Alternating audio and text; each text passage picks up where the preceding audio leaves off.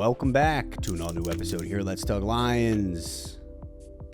Been a minute since I have done the inside the bedroom, studio, office / spare four walls room situation. I've had a ton of fun this year doing recaps just in a fun way. Just kind of talking about the game and doing something silly, creating some fun videos with my friends. The problem is YouTube is punishing me for such. YouTube is doing the classic, oh, you're not putting out consistent videos a week, only one a week. Okay. Oh, all your videos are under 6 minutes. Okay. And then not even pushing it out to subscribers. So that's been annoying. And if YouTube claims it doesn't punish you, I'm here to tell you it does. So if you guys don't mind, anytime watching those videos or these videos, just sharing them, dropping your thoughts in the comments and telling me what you thought about the game and liking the video, doing all those things, because YouTube doesn't want to push me. So if you guys help boost that'd be great. But I felt like beating a division rival deserved sitting here and actually giving you guys my thoughts rather than just doing the funny bit that I've been doing. Still probably doing this week, but when I look at this game and you have a 4-1 Lions coming into Minnesota against a 5-0 Vikes, like when I originally did my predictions for the year, this is a game I had us losing. And a lot of people were like, you're crazy. You're crazy. You're crazy. No way we lose to Minnesota 2 times or 1 time even. And I just, before coming into the season, I do have to hand it to Minnesota. They were not the team that I was worried about. Now, they weren't on anybody's radar. And if they were on your radar, good for you. You called it, man. You saw it. I didn't see Sam Darnold having this resurgence, and I'm honestly really happy for him. I was telling the boys yesterday while we're watching the game, I'm like, Darnold kind of reminds me of a Goff or a Baker, where a high draft pick, obviously Goff and Baker going 1 overall, but Darnold was this guy who went to the New York Jets organization and failed. They didn't put the right pieces around him, bad coaching, every bit of it, where he just floundered. And then he goes to Carolina and he has a magnificent start and then pitter-patters out. And so to see him on his third squad looking good, it's really fun. And I think we can kind of get caught up in the minutia of the game and hating other franchises, especially division opponents, and like not rooting for some of these guys to succeed. But when you look at it, when I look at Darnold, I'm like, man, that guy's balling. He's balling out. And it's really cool to see, and I'm really happy for him. There's other players I wouldn't be happy for, but I think Darnold is one of those stories that you can get behind. So Minnesota being 5-0, going into this game, I originally, before the season started, I was like, well, that's a game we'd lose. Coming into this game, I was like, okay, this is a game we win. Even with Hutch dropping off or getting injured, with Hutch losing him, I felt great defensively. There's so much to talk about. And I think I want to begin with the defense and Aaron Glenn. People have been calling for Aaron Glenn's job for the last couple of years, and I couldn't disagree more. I couldn't disagree more then, and I can't disagree more now. And if you're still calling for his job, I just think you're wrong and blinded by passion of wanting to get rid of a guy who, in his first couple seasons, didn't have talent, had no talent, or had raw talent that had yet to been cultivated, like a Lee McNeil, like Levi Onwuzurike, like Kirby Joseph, a Fatu Melifonwu, right? If he's been out, we haven't even gotten to see Iffy this season, and we saw what he was doing at the end of last year. So when I look at what Aaron Glenn has been able to do over the course of 3, now 4 years, it has been a slow flat line followed by a gigantic spike, right? Because finally, with Hutchinson hitting his moment where the pressure that he's been putting on quarterbacks, and then the secondary bringing in Carlton Davis, Amik Robertson, Brian Branch has become everything we knew he would be from game one against Kansas City. Like, these guys that Aaron Glenn, that Brad Holmes has brought in talent acquisition-wise, scouted, brought in, and then Aaron Glenn developing the Ali McNeils and the Levi Onwuzurikes, the Aiden Hutchinsons, the Pascals. Look at Pascal yesterday. I mean, I know I'm missing people, but this team, this defense is different. Defensively, I'm really proud of this team and of even the scheming, like Jack Campbell.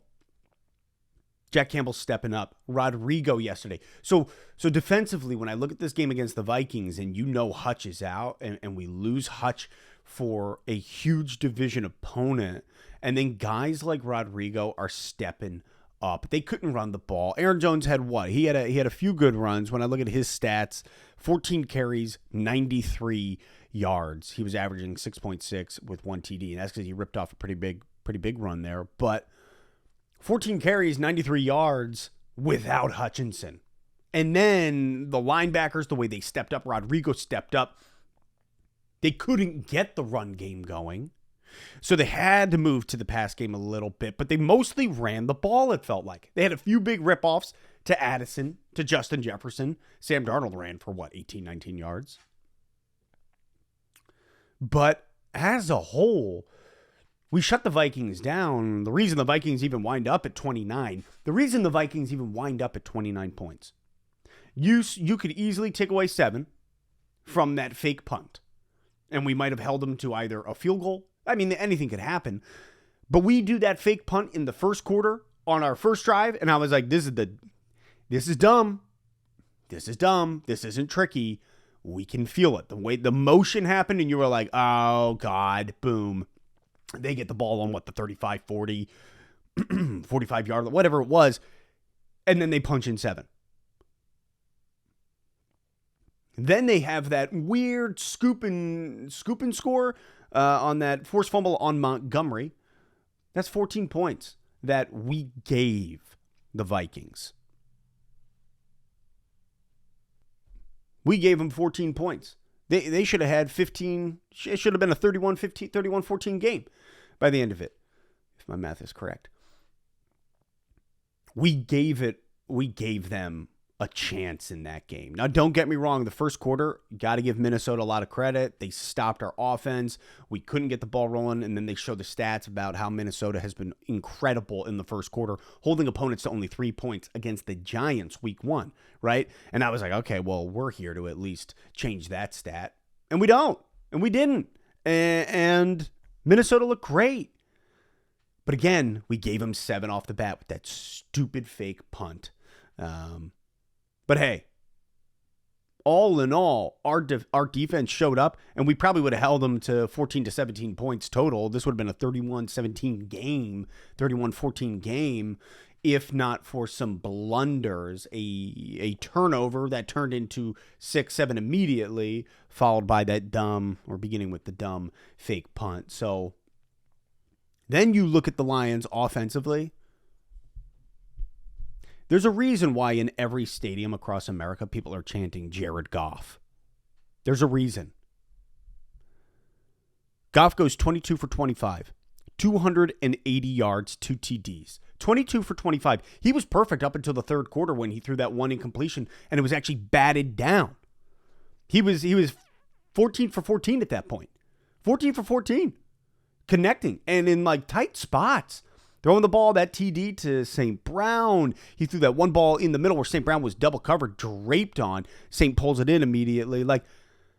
He was finding his guys. There was one where Laporta definitely saved him, that low ball that he pulls up. He had to kind of shift backwards for. But David Montgomery, that was scary. Obviously, he has that injury in the second quarter, and I was like, oh, God. And it just felt like we were struggling. No Zeitler out there, hurt because that new right guard, multiple flags. What's up with the referees? Why are they playing? Why are you? There were like 15 flags in that game. I thought it was bad against Dallas. This game, these guys were throwing flags like they were told, hey, if you don't throw more than 12, you're losing your job. Make it look good. Let the boys play. I can't handle it. And don't get me wrong, I think 10 of the 15 were good, but 5 of them, you're just adding an element of the game that doesn't belong and doesn't need to be there. So just stop. Oh, man, pissed off about that. David Montgomery's injury, pretty scary, but I liked that they got him on the bike. They kept him out there. He made that one beautiful one-handed catch, bringing it back in. But then you have Gibbs. Gibbs is lightning in a bottle, man. The way that kid ripped it off, Gibbs with 15 carries, 116 yards, averaging at 7.7 with 2 TDs. And I'm sitting there and I was like, Atlanta can have Bijan. Bijan's good. Gibbs is better. Gibbs can do more. He is unreal in open space. That guy, that TD that he ripped off, that 45-yard run, him and that dude looking at each other from like 5 to 10 yards from each other, probably like 10 yards. And Gibbs was like, I'll just slip here and bolt right all the way down the field for a TD. It was gorgeous. It was absolutely gorgeous. St. Brown is who St. Brown has been, and we know his. It's been so crazy with this offense because we have so many weapons. We have so many pieces. St. Brown and J-Mo and Laporta, and you've got the running game. I mean, Khalif Raymond, right? Wide receiver 3-4. We're digging deep, and we're getting TDs with Khalif Raymond. The wide receiver game in Amon Ra St. Brown, specifically 8 receptions, 112 yards in that TD. Like, it's been great seeing Saint. It was great seeing Saint get what we know he can do and going to him in some of those third down situations, hitting him when he's got 2 guys draped on him and he's still making the play. Again, you got Khalif Raymond, 1 TD, he had 25 yards. J-Mo, nothing happened with J-Mo. He had 1 pass to him for negative yardage. But I like that. I like that we can look and say, where are the matchups defensively? Where's pace? Like, where are these guys on the Vikings? And then we say, all right, let's just move our chess pieces properly. Ben Johnson versus Brian Flores. Ben Johnson wins. Ben Johnson kicks his ass beautifully. And people might look and be like, what are you talking about, kick his ass? At 31-29, I'm telling you, 14 of those points, the Lions gave away on a fake punt, on a dumb fake punt, and then a defensive, beautiful punch out from Minnesota scoop and score. So the Lions absolutely established dominance in this game, and then things got wiry at the end. And hey, man, we gotta shout out Jake Bates and that huge game-winning, putting us over the top with 20 seconds left in the game. Field goal. And I read something that he was like, this guy was going to be a brick salesman. 18 months ago, he was preparing to be a brick salesman. And then here he is kicking game-winning field goals against Minnesota in Minnesota. Oh, man. It was a thing of beauty. It was a thing of beauty. Jake Bates. You know what? He scares me up close when we're hitting extra points. It's almost as if his leg is too strong. And he kicks these balls that will... They split right or left and they barely make it over. And sometimes they're so high that I'm like, I think that might have gone wide. And then I'm just waiting for the ref signal because I can't even tell because his leg, he's got such a boot. And I'm sitting there and I'm like yesterday, I was like, oh my God, this is terrible. And the boys were like, well, one of them was like, Josh, he's not terrible. It's not terrible. It's just he's got too strong of a leg. And that's really what it seems like. He's just got too strong of a leg. And so you put him at 44 and he ices the game. How about that dumb call at the end of the game where there's no time? They call it final and then they're like, wait, there's 1 second on the clock. We're going to let Minnesota get off one last throw. And then we say, you know what? Screw you. Bring the house. And we get a sack with, was that Nowowski who got that sack? It might have been. It was Nowowski. Like, seeing that, I was like, because all of a sudden, like, I'm going nuts with the boys. We get this huge win. We go to the division title, or we take the division front runner. And then they're like, actually, we're going to give Minnesota one last play. And you break it down, you look, there was 1 second on the clock, but oh my God, that was insane. What a wild finish in Minnesota. The only time I was really, like, I was confused in the first quarter. I was like, what are we doing? This is a division rival. Let's not be fake punting on our 35-yard line in the first quarter with only 2 minutes into the game. This is a good team. They're 5-0. We're not playing a bad Bears team. Followed by when Jake Bates had to make that kick. I was like, I am worried because I haven't seen this kid under this much pressure yet. But hey, man, he ices that game, and Lions take that W, 31-29. I'm really proud of the guys going in. You know how difficult it is to go into Minnesota against a 5-0 team after a bye? Like, Minnesota coming off that bye, all they've had is time. All they've had is time to get healthy and to prepare against a hot Lions team. And so seeing the boys roll in there and take that W from Minnesota and then dropping them to 5-1, we are 5-1. We take that division standing, first place at the moment. But the Packers 5-2 and the Bears 4-2. We got the best division of football. Lions, Vikings, Bears, Packers. The NFC North is the best division in football. And three teams are going to the playoffs. I think at the in my predictions I had us taking the division, then the Packers, and then the Bears. I did not have Minnesota in this running, but oh my God! But is Minnesota peaking early? That's a question. They kind of remind me of Arizona. 4 years ago when Arizona started out 7-0 and then just went. Woo. Now, granted, I think Sam Darnold with Justin Jefferson is a whole heck of a lot better than, what was it? It was Kyler and who was that? Who was with them? Doesn't matter. Might have been DeAndre Hopkins, right? Anyways, long story short, Lions taking the W 31-29, and this Lions team continues to roll, and even without Aiden Hutchinson, finding a way defensively to shut down Sam Darnold, Justin Jefferson, Addison, and Aaron Jones. Like, this was a big win at Minnesota, because now Minnesota comes to us, the final game of the season. Is that going to determine who wins the division? Yeah, I think it will. Just saying. But hey, man, I've enjoyed sitting here shooting it with you. Hope you guys enjoy. Again, if you can just like this video, share it, and comment. Let me know how you guys felt about the game. Do that because YouTube is punishing me for not putting out as many videos and them being under 6 minutes. So YouTube, here you go. Here's like a 15 to 25 minute me talking about the game. Hope you enjoy. Hope you guys enjoyed. Hope it was fun for you guys just to kind of hang out with me again and sit and talk about it just like we used to in a new bedroom situation here. Didn't shoot in the studio garage just because, it's a little chilly out. You know what I'm saying? Though it's supposed to be like 80 degrees today, so it's like 50 now. Anyways, it's early in the morning. That's all I got to say about that. Lions 31, Vikings 29. Felt good.